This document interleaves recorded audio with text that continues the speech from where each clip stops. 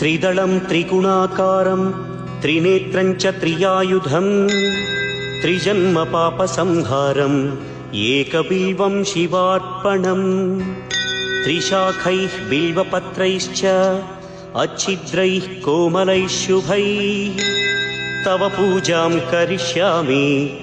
एकबिल्वं शिवार्पणम् कोटिकन्या महादानं तिलपर्वतकोटयः काञ्चनं शैलदानेन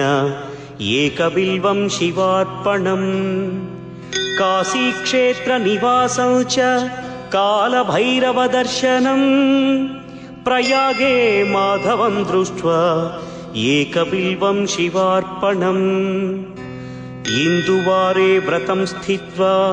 निराहारो महेश्वर नक्तं हौष्यामि देवेश एकबिल्वं